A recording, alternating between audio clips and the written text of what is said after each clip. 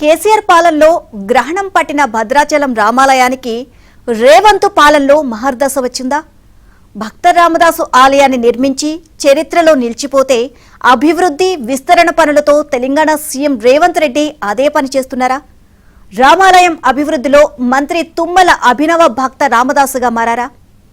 586 కోట్లతో రామాలయం విస్తరణ పనులు ఎలా జరుగుతున్నాయి? మాస్టర్ ప్లాన్ ఎలా ఉంది?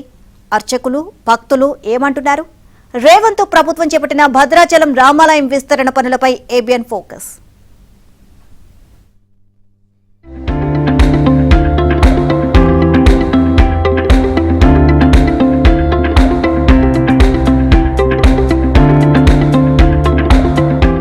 భద్రాచలం రామాలయం అభివృద్ధి పనులను రేవంత్ రెడ్డి ప్రభుత్వం ప్రతిష్టాత్మకంగా తీసుకుంది. 1664లో 360 ఏళ్ల క్రితం తానిషా పాలెంలో భక్త రామదాస్ రామాలయం నిర్మాణం చేయగా ఉమ్మడి రాష్ట్రంలో అనేక ప్రభుత్వాలు కూడా అభివృద్ధి చేశాయి. కానీ తెలంగాణ రాష్ట్ర ఏర్పడిన తర్వాత భద్రాచలం రామాలయం చరిత్రలో నిలిచేలా రేవంత్ రెడ్డి ప్రభుత్వం ప్రతిష్టాత్మకంగా 586 కోట్లతో అభివృద్ధి పనులు చేస్తుంది. రామాలయం అభివృద్ధి పనులు ఏ విధంగా సాగుతున్నాయి? ఏమీ అందిస్తున్న గ్రౌండ్ రిపోర్ట్. భద్రాచలం రామాలయం సాక్షాత్తు శ్రీ మహావిష్ణువు శ్రీరాముడిగా అవతారం చెందిన భూలోక వైకుంఠం. త్రేతాయుగంలో శ్రీరాముడు సీతమ్మ తల్లితో కలిసి వనవాసంలో నడయాడిన పుణ్యభూమి. భద్ర మహర్షి తపస్సుతో శ్రీ మహావిష్ణువు శ్రీరాముడిగా అవతారం చెందిన దివ్య క్షేత్రం. పోకల దమ్మక్క గోదావరి ఒడ్డున శ్రీరాముడు కొలువైన ప్రాంతంలో పూజలు చేయగా నాడు తానిషా పాలనలో పాలవంచ తహసీల్దార్గా పనిచేస్తున్న భక్త రామదాసు 1664లో రామాలయాన్ని నిర్మించారు. నాటి నుంచి ఆనవాయితీగా ముత్యాల తలంబరాలు పట్టు వస్త్రాలు రాష్ట్ర ప్రభుత్వం తరపున ముఖ్యమంత్రులు సమర్పించేవారు.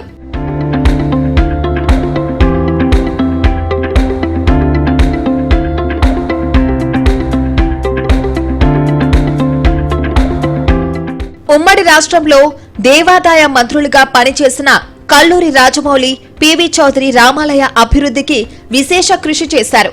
ఎన్టీఆర్ పాలనలో రామాలయం గర్భాలయం జీర్ణోద్ధరణ పనులు చేయగా చంద్రబాబు పాలనలో అనేక అభివృద్ధి పనులు నిర్వహించారు. కేసీఆర్ పాలనలో రామాలయం అభివృద్ధికి గ్రహణం పట్టిందని హిందూ ధార్మిక సంఘాలు తీవ్ర విమర్శలు చేశాయి. రేవంత్ రెడ్డి ప్రభుత్వం కొలువు తీరాక భద్రాచలం రామాలయం ముందు తరాలకు చరిత్రలో నిలిచేలా అభివృద్ధి విస్తరణ పనులు చేపట్టారు.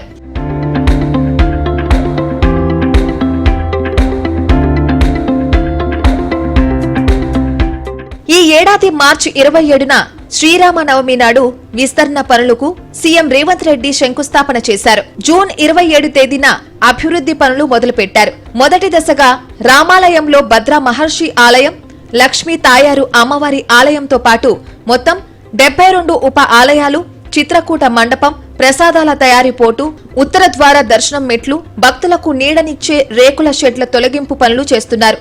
ఆలయ విస్తరణ పనులు ఆగమ శాస్త్రం ప్రకారం సాగుతున్నాయని, గర్భాలయం కాకుండా మిగతా ప్రాంతాల్లో విస్తరణ పనులు చేస్తున్నారని, పూజా కార్యక్రమాలు ఎలాంటి ఇబ్బంది లేకుండా చేస్తున్నట్లు ఆలయ ఉప ప్రధాన అర్చకులు మురళీ కృష్ణామాచార్యులు వివరించారు. భద్రాచలం రామాలయంలో అభివృద్ధి విస్తరణ పనులు చాలా శరవేగంగా కొనసాగుతున్నాయి. భద్రాచలం రామాలయంలో ఏబిఎన్ ఎక్స్క్లూజివ్ గా చూపిస్తుంది. మనం చూస్తున్న భద్ర మహర్షి కొండ చాలా పవిత్రమైనది. శ్రీ మహావిష్ణువు సాక్షాత్తు శ్రీ మహావిష్ణువు శ్రీరామచంద్రుడుగా అవతారం చెందిన కొలువైన ప్రాంతంలో శ్రీ మహావిష్ణువు ఈ కొండపైనే తన పాదాన్ని మోపగా చాలా విలువైన ప్రాంతంలో మేము చూస్తున్నాం. మీరు విజువల్స్ చూడొచ్చు. ఇక్కడ ఉన్న మొత్తం ఆలయ విషయంలో భాగంగా ఉపాలయాలన్నీ కూడా తొలగిస్తున్న పరిస్థితి ఉంది. 586 కోట్లతో భద్రాచలం రామాలయాన్ని చరిత్రలో నిలిచే విధంగా రేవంత్ రెడ్డి ప్రభుత్వం నభూతో నభవిష్యత్ అన్నట్టు రామాలయాన్ని నిర్మాణం చేస్తున్నారు. ఈ రామాలయంలో జరుగుతున్న అభివృద్ధి పనులు ఏ విధంగా కొనసాగుతున్నాయి? మనకు అప్పుడు రామదాస్ గారు ఆలయం కట్టిన తర్వాత మళ్ళీ ఆలయ పునర్నిర్మాణం కొంత పాటు జరిగినా కానీ పూర్తిగా విస్తరణ జరగడం అనేది ఇదే మొదటిసారి. ఈ యొక్క భద్రాచల దేవాలయం యాదగిరిగుట్ట ఎలా అయితే అభివృద్ధి చెందిందో అలాగే దక్షిణ అయోధ్యగా భాషలోని భద్రాచల క్షేత్రం కూడా చాలా గొప్పగా నిర్మాణం జరగాలి అని ఆగమ శాస్త్ర ప్రకారంగా పాంచరాత్ర ఆగమానుసారంగా ఈ యొక్క ఆలయ నిర్మాణం జరగాలని చెప్పేసి ఈ యొక్క పెద్ద నిర్మాణ ప్లాన్ తీసి ఆ విధంగా ఆ యొక్క పనులన్నీ కూడా ప్రారంభించడం జరిగింది. అంటే రానున్న మాస్టర్ ప్లాన్లో వీటికి సంబంధించి ఎలా ఉండబోతున్నాయి? అంటే అంతా కూడా ఆగమశాస్త్ర ప్రకారం అంటే ఇప్పుడు వారు మాట్లాడేటప్పుడు కూడా మొదటి నుంచి కూడా మన ఇక్కడ ఆలయంలో స్థానికంగా ఉండేటువంటి వంశపారపర్య హక్కులని ప్రధాన అర్చకుల్ని స్థానాచారులని వీరందరినీ కూడా పెట్టుకొని వారంతా ఆగమశాస్త్రంగా ఎలా అయితే ఉంటుందో అలానే ప్రవర్తిస్తారు తప్ప ఆగమశాస్త్రానికి వ్యతిరేకంగా చేయొద్దని చెప్పి మనకు ఫస్ట్ నుంచి రేవంత్ రెడ్డి గారు చెప్తున్నారు. ఎటువంటి లోటుబాటు లేకుండా మళ్ళీ ఎవరు కూడా మళ్ళీ ప్రశ్నించే విధంగా ఉండకుండా చేయాలని చెప్పి వారు మొదటి నుంచి చెప్తున్నారు. అదే మంత్రివర్యులు చెప్తున్నారు. ఆ కింద అధికారులు అదే పాటిస్తూ ఇప్పటివరకు కూడా మా ఆగమ సలహాలు తీసుకొని చేస్తున్నారు. అలానే జరగాలని కోరుకుంటున్నాం. ఓకే, మురళీకృష్ణమాచార్యులు గారు చెబుతున్నట్టుగా గర్భాలయం అలానే ఉంటుంది. ఏ భక్తుడికైనా రాముని దర్శనం జరుగుతుంది. కేవలం ఆలయంలో ఉన్న ఉపాలయాలు మిగతా ప్రాకారాలను తొలగింపు కార్యక్రమాలు జరుగుతున్నాయి. గర్భాలయం ఉంది, రామాలయం నభూతో నభవిష్యత్ అన్నట్టు రాష్ట్ర ప్రభుత్వం అభివృద్ధి చేస్తుందని తను కూడా సంతోషం వ్యక్తం చేసిన పరిస్థితి ఉంది. భద్రాచలం రామాలయంలో ముక్కోటి ఏకాదశి వేడుకలు ఎంతో విశేషం. శ్రీ మహావిష్ణువు శ్రీరాముడిగా అవతారం చెందిన భూలోక వైకుంఠం ఏకాదశి నాడు రాముల వారిని ఉత్తర ద్వారం గుండా దర్శనం చేసుకుంటే ఎంతో పుణ్యమని భక్తుల విశ్వాసం. 1972లో అల్లూరి మూర్తిరాజు పాలక మండలి చైర్మన్ గా ఉన్న సమయంలో ఉత్తర ద్వార నిర్మాణం జరిగింది. భద్రాచలం రామాలయంలో ముక్కోటి ఏకాదశి నాడు ఉత్తర ద్వారం తలుపులు వేద మంత్రోచ్చరణల నడుమ తెరిచే అద్భుత ఘట్టం తిలకించడానికి వేలాది మంది భక్తులు ఎంతో ఆర్తిగా వస్తారు. 44 ఏళ్లుగా లక్షలాది మంది భక్తులు ఉత్తర ద్వార దర్శనం చేసుకున్న అనుభూతి కనుమరుగైంది. రామాలయం విస్తరణ పనుల్లో భాగంగా ఉత్తర ద్వారం తొలగింపు జరిగింది. భద్రాచలం రామాలయం అభివృద్ధి విస్తరణ పనుల్లో భాగంగా ప్రస్తుతం మనం ఉత్తర ద్వారం వద్ద ఉన్నాం. ఉత్తర ద్వారానికి సంబంధించి చూసుకుంటే ముక్కోటి ఏకాదశి నాడు భద్రాచలం రామాలయానికి ఎంతో చారిత్రక పౌరాణిక విశిష్టత ఉంది. 1972 నుంచి గత ముక్కోటి వరకు కూడా ఈ ద్వారం గుండానే గత 44 సంవత్సరాలుగా భక్తులు ఉత్తర ద్వారం గుండా దర్శనాలు చేసుకున్న సందర్భం ఉంది. సో ఆ ఉత్తర ద్వారం సంబంధించిన మెట్లని కూడా రామాలయం అభివృద్ధి విస్తరణలో భాగంగా ఇవన్నీ కూడా తొలగింపు కార్యక్రమాలు మనం విజువల్స్లో చూడవచ్చు. మొత్తం చూస్తే భద్రాచలం రామాలయం ముందు తరాల చరిత్రలో నిలిచేలా అయోధ్య రామ మందిరం మాదిరి 586 కోట్లతో రేవంత్ రెడ్డి ప్రభుత్వం అభివృద్ధి విస్తరణ కార్యక్రమాలు చేపడుతుంది. మనం చూస్తున్న ఈ ఉత్తర ద్వారం వైపు గతంలో వేలాదిగా ప్రతి ముక్కోటి నాడు వచ్చే భక్తులందరూ కూడా చూసుకున్నట్లయితే ఇప్పుడు ప్రస్తుతం ఉత్తర ద్వారం వద్ద ఎలాంటి మెట్లేవు, తొలగింపులో అవి పోయిన పరిస్థితి ఉంది. సో రామాలయం విస్తరణలో భాగంగా ఆగమ శాస్త్రం ప్రకారం కొత్తగా ప్రాకారాలు నిర్మించి నభూతో నభవిష్యత్ అన్నట్టు కూడా భద్రాచలం రామాలయం నిర్మాణం చేయబోతున్నారు. ముఖ్యంగా చూస్తే భద్రాచలం రామాలయం నిర్మాణం చరిత్రలో చూసుకుంటే గత 40 ఏళ్లుగా ఈ జిల్లాకు చెందిన మంత్రి తుమ్మల నాగేశ్వరరావు ఎంతో పట్టుదలగా రామాలయం అభివృద్ధిలో స్థానిక భక్తులు కూడా అంటున్నారు. మంత్రి తుమ్మల అభినవ భక్త రామదాసుగా భద్రాచలం రామాలయం చరిత్రలో నిలిచారని కూడా భక్తులు అంటున్నారు. 1967లో నాటి ఉప ప్రధాని మొరార్జీ దేశాయ్ చిత్రకూట మండపానికి శంకుస్థాపన చేశారు. 1982లో నాటి దేవాదాయ శాఖ మంత్రి పివి చౌదరి దాన్ని ప్రారంభించారు. ఈ మండపంలో వేద పాఠశాల కొనసాగేది. రామాలయం విస్తరణ పనుల్లో భాగంగా చిత్రకూట మండపం తొలగించే కార్యక్రమాలు కొనసాగుతున్నాయి. ముందు తరాలకు తెలిసేలా చరిత్రలో నిలిచేలా రేవంత్ ప్రభుత్వం భద్రాచలం రామాలయం అభివృద్ధి పనులను చేపట్టింది. 586 కోట్లతో చేపట్టిన అభివృద్ధి పనుల్లో భాగంగా మొదటి దశ అభివృద్ధి పనులు కొనసాగుతున్నాయి. మనం ప్రస్తుతం భద్రాచలం రామాలయంలో చిత్రకూట మండపం తొలగింపు పనుల వద్ద మనం ఉన్నాం. ఈ చిత్రకూట మండపానికి సంబంధించి మనం చూసుకుంటే 1967లో డిప్యూటీ ప్రైమ్ మినిస్టర్ ఉన్న మొరార్జీ దేశాయ్, మీకు నేను ఏబిఎన్లో ఎక్స్క్లూజివ్గా అందిస్తుంది. మొరార్జీ దేశాయ్ 1967 జూలై 15న దీనికి శంకుస్థాపన చేశారు. నాటి దేశ ఉప ప్రధానిగా ఉన్న మొరార్జీ దేశాయ్ 1967లో శంకుస్థాపన చేయగా 1982లో పివి చౌదరి ఆ రోజు చూసుకుంటే దీన్ని దేవాదాయ శాఖ మంత్రిగా ఉన్న పివి చౌదరి దీన్ని ప్రారంభోత్సవం చేశారు. అదేవిధంగా భద్రాచలం రామాలయంలో చిత్రకూట మండపంతో పాటు ఇంకా మిగతా పనులు ఉత్తర ద్వారం వైపు మెట్లు తొలగించే పనులు, అదేవిధంగా చూసుకుంటే లోపల ఉన్న ఉపాలయాలు తొలగించే పనులు కూడా అన్ని టెంపుల్ నలుదిక్కులు కూడా ఒక స్క్వేర్ టైప్ వచ్చేటట్టుగా మాడవీధులు వచ్చేటట్టుగా కూడా అభివృద్ధి పనులు కొనసాగుతున్నాయి. సో మీకు ఏబిఎన్ ఎక్స్క్లూజివ్గా అందిస్తుంది. చరిత్రలో నిలిచేలా 360 ఏళ్ల క్రితం తానిషా కాలంలో భక్తరామ్ దాస్ రామాలయం నిర్మాణం చేసి ఇప్పటికీ చరిత్రలో నిలిచారు. దక్షిణ అయోధ్యగా బాసిల్లుతున్న భద్రాచలం రామాలయం అనేది దేశవ్యాప్తంగానే కాదు ప్రపంచవ్యాప్తంగా ఉన్న రామ భక్తులందరూ కూడా ఎంతో పుణ్యక్షేత్రం. ఇలాంటి రామాలయం ముందు తరాలకు తెలిసేలా చరిత్రలో నిలిచేలా రేవంత్ ప్రభుత్వం దీని ఆలయ అభివృద్ధి విస్తరణ పనులు చేపట్టారు. రామాలయం దక్షిణ ద్వారం వైపు తొలగింపు పనులు జరుగుతున్నాయి.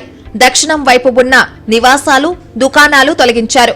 32 నివాసాల వారికి నష్టపరిహారం చెల్లించారు. మాస్టర్ ప్లాన్ ప్రకారం మాడవీధుల విస్తరణ కోసం రామాలయం నలుదిక్కుల పనులు చేస్తున్నారు. భద్రాచలం రామాలయంలో జరుగుతున్న అభివృద్ధి విస్తరణ పనుల్లో భాగంగా మనం ప్రస్తుతం దక్షిణ ద్వారం వైపు ఉన్నాం. దక్షిణ ద్వారం వైపు చూస్తున్నట్టయితే ఇక్కడ విస్తరణ పనుల్లో భాగంగా చిత్రకూట మండపాన్ని తొలగించడం, అదేవిధంగా ఉన్న ఇక్కడ చిన్న చిన్న ప్రాకారాలను కూడా అన్ని తొలగించే పనులను కూడా ముమ్మరంగా కొనసాగుతున్న పరిస్థితి ఉంది. మొత్తం చూస్తే భద్రాచలం రామాలయానికి సంబంధించి 360 ఏళ్ల క్రితం తానిషా కాలంలో నిర్మాణం చేసిన ఈ రామాలయం ఉమ్మడి రాష్ట్రంలో ఎన్టీఆర్ ప్రభుత్వం ఉన్నప్పుడు అప్పుడు గర్భాలయం జీర్ణోద్ధరణ చేశారు. అదేవిధంగా చంద్రబాబు నాయుడు పాలనలో అనేక అభివృద్ధి కార్యక్రమాలు చేపట్టారు. ముఖ్యంగా చూస్తే తెలంగాణ రాష్ట్ర ఆవిర్భావం తర్వాత కేసీఆర్ పాలనలో భద్రాచలం రామాలయం అభివృద్ధి తీవ్ర నిర్లక్ష్యానికి గురైందని కూడా తీవ్ర విమర్శలు చేసిన పరిస్థితి ఉంది భక్త సంఘాలు. సో కేసీఆర్ పాలనలో భద్రాచలం రామాలయం పట్ల తీవ్ర నిర్లక్ష్యం ఉంటే రేవంత్ ప్రభుత్వం కొలువు తీరాక జిల్లాకు చెందిన మంత్రి తుమ్మల నాగేశ్వరరావు ఎంతో పట్టుదలగా భద్రాచలం రామాలయం అభివృద్ధి చరిత్రలో నిలిచేలా చేయాలని పట్టుదలగా ఉండడంతో మొత్తం 586 కోట్లతో భద్రాచలం రామాలయాన్ని ముందు తరాల చరిత్రకు తెలిసేలా పెద్ద ఎత్తున అభివృద్ధి పనులు చేస్తున్నారు. వచ్చే ఏడాది 2007 జూన్లో చూసుకుంటే గోదావరి పుష్కరాలు ఉన్న నేపథ్యంలో పుష్కరాల నాటికి ఇక్కడ రామాలయంలో మొదటి దశ పనులను పూర్తి చేయాలని కూడా ప్రభుత్వం చాలా సంకల్పంగా ఉంది. మొత్తంగా చూస్తే భద్రాచలం రామాలయం అభివృద్ధి విస్తరణ పనులు అనేది చాలా శరవేగంగా కొనసాగుతున్నాయి. కేసీఆర్ పాలనకు భిన్నంగా భద్రాచలం రామాలయం అభివృద్ధి విషయంలో చరిత్రలో నిలిచేలా ఉండాలని జిల్లాకు చెందిన మంత్రి తుమ్మల రామాలయం అభివృద్ధి విస్తరణ పనులపై సీఎం రేవంత్ రెడ్డికి వివరించారు. ఎంతో భక్తితో సీఎం రేవంత్ రెడ్డి రాములోరి సేవలో 586 కోట్లతో విస్తరణ పనులు ప్రారంభించారు. ఏ ప్రభుత్వంలో ఉన్నా రామాలయం అభివృద్ధి విషయంలో మంత్రి తుమ్మల అభినవ భక్త రామదాసులా నిలిచారని స్థానికులు అభిప్రాయం వ్యక్తం చేస్తున్నారు. రేవంత్ రెడ్డి ప్రభుత్వంలో మంత్రిగా ఉన్న తుమ్మల రామాలయం అభివృద్ధి విస్తరణ పనులపై ప్రత్యేక శ్రద్ధ పెట్టారు. విస్తరణ పనులు స్వయంగా మంత్రి తుమ్మల పరిశీలించడంతో పాటు అధికారులతో సమీక్ష నిర్వహిస్తున్నారు. భద్రాచలం రామాలయం అభివృద్ధి విస్తరణ పనులు ఏ విధంగా కొనసాగుతున్నాయో వివరించేందుకు మనకు ఆలయ ఈవో దామోదరరావు మనతో ఉన్నారు. అన్నటికి మరిన్ని విషయాలు తెలుసుకుందాం. ఈ పనులకు సంబంధించి మొత్తం ఎన్ని నిధులు శాంక్షన్ అయ్యాయి, ఏ దశలో పనులకు సంబంధించి ప్రోగ్రెస్ ఉందంటే ఏం చెప్తారు? జై శ్రీరామ్ అండి. మన దక్షిణ అయోధ్యగా పేరుగాంచిన ఈ భద్రాచల క్షేత్రంలో మరి మనందరికీ తెలిసిన విషయమే. మరి మన మార్చిలో జరిగినటువంటి శ్రీరామనవమి రోజున మన గౌరవ ముఖ్యమంత్రి గారు మరి చేతుల మీదుగా మనం ఇక్కడ శంకుస్థాపన చేసుకోవడం జరిగింది.